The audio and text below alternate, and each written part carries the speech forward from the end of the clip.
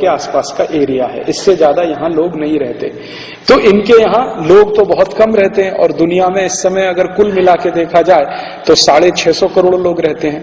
650 करोड़ में से मात्र 50 करोड़ लोग यूरोप और अमेरिका में रहते हैं। तो इनके यहाँ समस्या क्या होती है कि ये टूथपेस्ट बनाते हैं इस हिसाब से कि 100 करोड़ लोग इस्तेमाल करें, टूथ पाउडर बनाते हैं इस हिसाब से कि 100 करोड़ लोग इस्तेमाल करें, कोई भी चीज बनाते हैं इस हिसाब से कि 100 करोड़ लोग इस्तेमाल करें, लेकिन उनके यहाँ इस्तेमाल करने वाले लोगों की संख्या बहुत कम है। तो इनके यहाँ होता यह है कि उत्पादन तो बहुत हो जाता है, खपत उसकी होती नहीं है। और इन्होंने एक ऐसा आर्थिक सिद्धांत अपनाया हुआ है जिसमें यह कहा जाता है कि उत्पादन बढ़ाते जाओ, बढ़ाते जाओ, बढ़ाते जाओ, बढ़ाते जाओ, बढ़ाते जाओ। अरे खपत होती नहीं है तो उत्पादन बढ़ाने से फायदा क्या? तो कहते हैं कि खपत बढ़ाने के लिए दूसरे देशों में माल अपना बेचते जाओ, बेचते जाओ, बेचते जाओ। तो माल बने अमेरिका और यूरोप में और बिके दूसरे देशों में जाकर। तो इनकी कोशिश क्या रहती है यूरोप और अमेरिकी देशों की कि ये माल जो भी पैदा करें दूसरे देशों में इनका माल बिकता रहे और ज्यादा से ज्यादा इनका माल बिकता रहे। इसके लिए कुछ भी साम दाम दंड भेद हर तरह की नीति अपनाने के लिए लगे रहते हैं। अमेरिका में पैदा हुआ माल यूरोप के देशों में पैदा हुआ माल भारत में बिके, पाकिस्तान में बिके, बांग्लादेश में बिके, और पड़ोसी हमारे कोई भी देश फिलीपींस में बिके, इंडोनेशिया में बिके, मलेशिया में बिके, सब देशों में उनका माल ज्यादा से ज्यादा बिके क्योंकि उनके यहाँ अपना माल बिकने की गुंजाइश कम है। तो इस कोशिश में ये लगे रहते हैं। अब जब कोई देश अपने अतिरिक्त माल को, जिसको सरप्लस कहते हैं, सरप्लस प्रोडक्ट्स को दूसरे देश में जबरदस्ती बेचने की कोशिश करेगा तो झगड़ा होना स्वाभाविक है। तो यूरोप और अमेरिका के देश जब जबरदस्ती अपना माल दूसरे देशों में ले जाकर बेचने की कोशिश करते रहे हैं तो आपस में झगड़े होते रहे हैं। इन झगड़ों का निपटारा करने के लिए गेट नाम की एक संस्था बनी 1948 में, journal agreement on trade and tariff. झगड़े क्या है? अमेरिकी और यूरोप के देश चाहते हैं कि भारत में सारा माल उनका बिके, भारत के लोग चाहते हैं कि भारत में उनका माल बिके। अब झगड़ा होगा। पाकिस्तान में चाहते हैं अमेरिकी और यूरोप के देश के हमारा सब माल बिके, लेकिन पाकिस्तान के लोग चाहते हैं कि पाकिस्तान में पाकिस्तानी माल बिके। इंडोनेशिया में चाहते हैं अमेरिकी और यूरोपियन देश के हमारा सबसे ज्यादा माल बिके, लेकिन इंडोनेशिया के लोग चाहते हैं कि हमारे देश में हमारा माल बिके। तो इसमें झगड़े होना स्वाभाविक है। तो ये झगड़ों का निपटारा कैसे हो, इसके लिए एक संस्था बने, संगठन बने। यही संस्था और संगठन का नाम रख दिया गैट। ये बन गया 1948 में। मैंने आपसे कहा कि भारत इसके बनाने के समय मेंबर रहा, अमेरिका भी इसमें मेंबर था, फ्रांस भी था, जर्मनी भी था, ब्रिटेन भी था। 23 देशों ने मिलकर इसको बनाया। बाद में क्या हुआ, धीरे धीरे धीरे धीरे और भी देश इसमें शामिल हो गए। बाद में कुछ 35 देश आए, 4-5 साल के बाद और 10-12 देश आए। ऐसे करते करते करते करते आज इसमें 126 देश शामिल हैं। दुनिया में देशों की संख्या है 204 और उसमें से 126 शामिल हैं गैट नाम के संस्था के अंदर या समझौते के अंदर। ये सभी देशों ने आपस में मिलकर एक नियम बनाया कि जब भी अतिरिक्त सरप्लस प्रोडक्ट को दूसरे देश में बेचने पर कोई भी झगड़ा होगा, टैक्स का झगड़ा हो या क्वांटिटी का झगड़ा हो, रिस्ट्रिक्शन का झगड़ा हो, कोई भी झगड़ा हो, इनका निपटारा करने के लिए हम आपस में बैठकर गैट में बात करेंगे, नियम कायदे कानून उसके हिसाब से बनाएंगे। 1948 में जब ये गैट शुरू हुआ तो 1986 तक ये गैट इसी आधार पर काम करता रहा। आधार क्या? अगर कोई देश का सामान दूसरे देश में बिकने के लिए जाता है और वहां कोई झगड़ा शुरू होता है तो उस झगड़े का निपटारा करना गैट का काम है। इस आधार पर यह काम करता रहा 1948 से 1986 तक। लेकिन 1986 में आने के बाद, 1986 का साल जब आ गया 1986 का, तब अमेरिकी और यूरोपियन देशों ने यह तय किया कि हमें गैट का उपयोग और ज्यादा तरीके से करना है। और ज्यादा तरीके से क्या करना है? अगर वो कोई अपना माल लेके भारत में बेचने के लिए लाते हैं और भारत की सरकार कहती है कि नहीं हम ये माल नहीं बिकने देंगे और उसको रोकने के लिए वो कोई कदम उठाती है, तो इन अमेरिकी और यूरोपियन देशों ने आपस में मिलकर तय किया कि हम कुछ ऐसे कानून बनवाएं ताकि हमारा माल रोकने के लिए कोई भी कदम दुनिया की सरकारें ना उठाएं। अक्सर ये झगड़े होते थे, अमेरिका का कोई माल भारत में आया, हमारी जरूरत नहीं है, सरकार ने उस पर टैक्स लगा दिया। उदाहरण के लिए अमेरिका के देशों से संतरा भारत में बिकने के लिए आया, हम भारत में भरपूर मात्रा में संतरा पैदा करते हैं और हमारे पास कोई आवश्यकता नहीं है अमेरिकी संतरा खाने की, हमें जरूरत भी नहीं है, हमारे विदर्भ में बहुत अच्छा संतरा होता है। तो भारत सरकार ने अमेरिकी संतरे पर पाबंदी लगाई। पाबंदी लगाने के दो रास्ते होते हैं, एक तो होता है टैरिफ, माने टैक्स लगा दिया, इतना ज्यादा टैक्स लगा दो कि अमेरिकी संतरा भारत के संतरे से सस्ता ना बिक पाए, इतना टैक्स लगा दो, तो उसको कहते हैं टैरिफ बैरियर, ताकि अमेरिकी संतरा भारत में बिकने के लिए ना आए। दूसरा होता है क्वांटिटेटिव रिस्ट्रिक्शन। वो क्या होता है, अगर अमेरिका ने बहुत जोर डाला और भारत सरकार को कन्विंस कर लिया, तो भारत सरकार ने कहा अच्छा ठीक है, साल में 10 किलो संतरा अपना तुम भारत में बेचो, 10 किलो से 1 किलो भी ज्यादा हुआ तो हम फिर पाबंदी लगा देंगे। इसको कहते हैं क्वांटिटेटिव रिस्ट्रिक्शन। तो दो तरीके से बाहर से आने वाले सामान को रोका जाता है किसी भी देश में। भारत भी रोकता है, पाकिस्तान भी रोकता है, अमेरिका भी रोकता है, फ्रांस भी रोकता है, जर्मनी भी रोकता है। हर एक देश अपने बाजार में आने वाले विदेशी सामान को रोकने के लिए ये दो ही रास्ते अपनाता है, या तो वो क्वांटिटेटिव रिस्ट्रिक्शन लगाता है, या तो उसके ऊपर टैक्स इतना ज्यादा लगा देता है कि वो महंगा हो जाए। ये तरीके से अमेरिका और यूरोप के देशों का सामान भारत में रोका जाता था। इन देशों ने क्या सोचा कि अगर हम ये क्वांटिटेटिव रिस्ट्रिक्शन और टैरिफ बैरियर दोनों समाप्त करा लें, तो फिर भारत या भारत जैसे तमाम देश हमारा कोई माल रोक नहीं पाएंगे अपने बाजार। हम जितना चाहेंगे उतना माल भारत और यूरोप में, भारत और भारत के पड़ोसी देशों में बेच पाएंगे। उनकी यहाँ परेशानी क्या है, मैंने आपसे कहा कि माल का उत्पादन तो बढ़ता जा रहा है, कंजम्पशन उसका है नहीं। अब जब उत्पादन ज्यादा होता है और उपभोग कम होता है, तो अर्थशास्त्र की परिभाषा में एक संकट आता है, उसको कहते हैं मंदी, रिसेशन, इकोनॉमिक रिसेशन, आर्थिक मंदी। तो ये यूरोप और अमेरिका के देशों में चलती है भयंकर आर्थिक मंदी, और मंदी का कारण यह है कि उनके यहां पैदा हुआ माल ज्यादा उनके यहां बिकता नहीं और दूसरे देशों में भी बिकने की गुंजाइश नहीं। तो माल तो ज्यादा हो रहा है लेकिन उत्पादन तो होने से कोई लाभ नहीं, उपभोग होता नहीं है, तो उसमें से जो लाभ आना चाहिए आता नहीं है।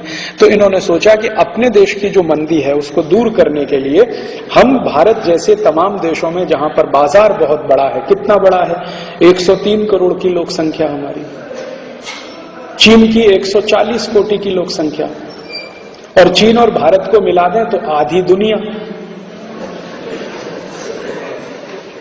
140 कोटि और 103 कोटि, तो 243 कोटि हो गया, लगभग आधी दुनिया हो गई। और फिर हमारे पड़ोसी देशों को देखें, इंडोनेशिया 18 कोटि का देश, पाकिस्तान 14 कोटि का देश, 18 कोटि के यूरोप में कोई देश नहीं है।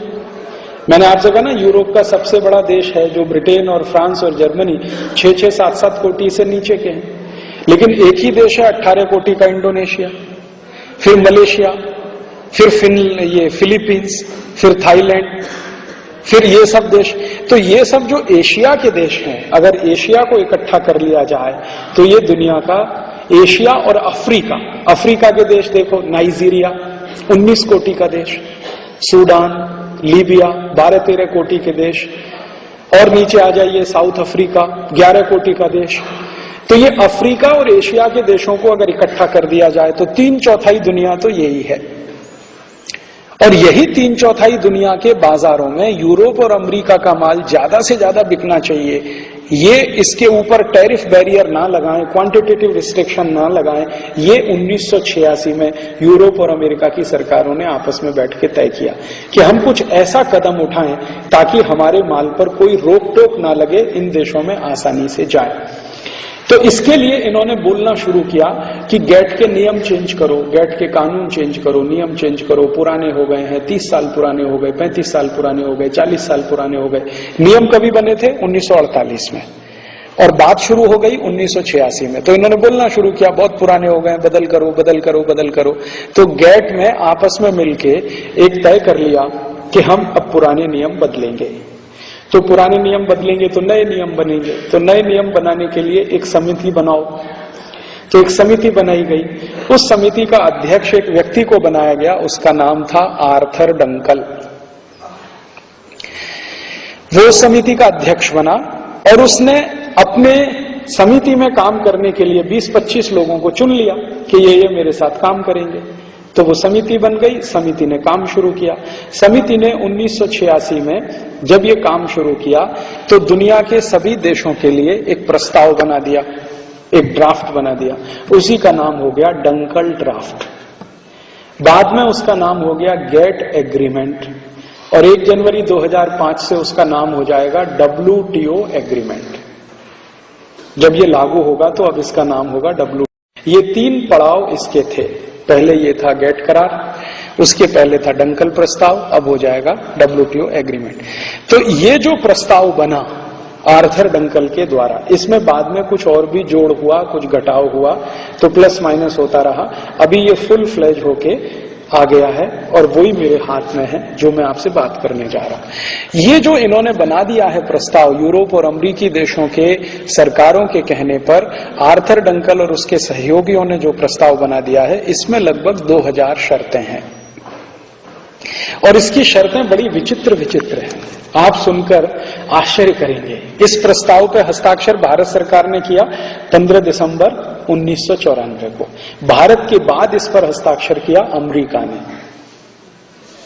हाँ, एक बात जो किसी के ध्यान में नहीं है, गेट करार पर, डंकल प्रस्ताव पर, WTO एग्रीमेंट पर भारत सरकार ने पहले हस्ताक्षर किया है, अमेरिका ने उसके बाद किया है और अमेरिका के बाद यूरोप के देशों ने किया है। सबसे बाद में इस पर हस्ताक्षर करने वाला सबसे बड़ा देश है चीन। चीन ने अभी मुश्किल से 2 साल पहले इस पर हस्ताक्षर किया है। भारत ने तो 1994 में किया, अमेरिका ने 1995 में किया, यूरोप के देशों ने 1996 के बाद में किया। अच्छा, आपके मन में प्रश्न आ सकता है कि भारत ने पहले हस्ताक्षर किया, अमेरिका ने बाद में क्यों किया? अमेरिका के मन में पहले से एक बहुत बड़ी साजिश थी, योजना थी चोरी करने की, बेईमानी करने की, इसलिए उसने भारत को पहले प्रेशराइज किया, तुम हस्ताक्षर कर दो। जब भारत की ओर से यह बात अमेरिका की तरफ कही गई कि भाई आप भी तो करो, तो उन्होंने कहा हम तो कर देंगे, तुम पहले कर दो। हाँ, हम तो कर देंगे। और भारत की सरकार इसमें फंस कैसे गई हस्ताक्षर पहले करने में? आप याद करिए 1991 में भारत में जब सरकार बनी थी तो भारत की आर्थिक हालत बहुत खराब थी। इतनी खराब हालत थी कि हमारे देश का सोना गिरवी रख के हमने कर्ज लिया था बैंक ऑफ इंग्लैंड से। 47 मीट्रिक टन हमने सोना गिरवी रखा था बैंक ऑफ इंग्लैंड में। 1 मीट्रिक टन में 1000 किलो होता है, 47,000 किलोग्राम सोना हमने गिरवी रखा था। 1 किलो सोना लगभग इस समय 7 लाख रुपए के आसपास है। आप कल्पना कर सकते हैं हमने कितना देश का धन गिरवी रखा था। हालत बहुत खराब थी, हमने कर्जा लिया था, सोना गिरवी रखा था। उसी समय अमेरिकी और यूरोपियन देशों को मौका मिल गया। मौका क्या मिल गया? हमने इन देशों की तरफ भी हाथ फैलाया था कर्जे के लिए, तो इन्होंने कहा तुमको कर्जा चाहिए तो गेट करार साइन कर दो, पहले WTO साइन कर दो। तो भारत सरकार को कर्जे के लालच में फंसाकर इन्होंने ये हस्ताक्षर पहले करा लिया।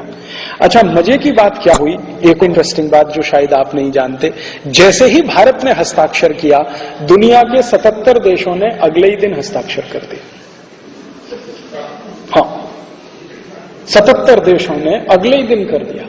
भारत ने 15 दिसंबर को किया 1994, 16 दिसंबर 1994 को दुनिया के 77 देशों ने हस्ताक्षर किया। ये देश कौन थे? Indonesia, Malaysia, Philippine, Sri Lanka, Bangladesh, Pakistan, Nigeria, Kenya, Somalia, Ethiopia, south Africa, ये सब देशों ने किया। जब इन देशों से यह पूछा गया कि तुमने हस्ताक्षर क्यों किया, तो उन्होंने कहा जी भारत ने किया तो हमने कर दिया। हाँ, बिल्कुल स्पष्ट उनका यही कहना था, जी भारत ने किया तो हमने कर दिया। तो भारत ने क्या किया और तुमने क्यों किया? तो वो कहते थे जी भारत सरकार ने किया है तो कुछ सोच समझ के ही किया होगा, हमको इसमें सोचने की भी फुर्सत नहीं है, जरूरत भी नहीं है। अच्छा, इन सब देशों ने ये जो कहा इसमें उनका कोई दोष नहीं है। कारण क्या है कि ये जो 77 देश थे ना, इनका लीडर था भारत। हाँ, ये देशों को दुनिया में कहा जाता है G77। तो ये जो G77 थे, इनका था लीडर भारत। 94 में भारत G77 का अध्यक्ष था, प्रेसिडेंट था। तो जब प्रेसिडेंट ने साइन किया तो नीचे मेंबर तक सबने साइन कर दिया। इन्होंने ना सोचा ना विचारा कि हमको क्या होगा, हमको क्या होगा, हमको क्या होगा। उन्होंने क्या कहा, जो भारत को होगा वो हमको होगा। ऐसा हो गया। बाद में G7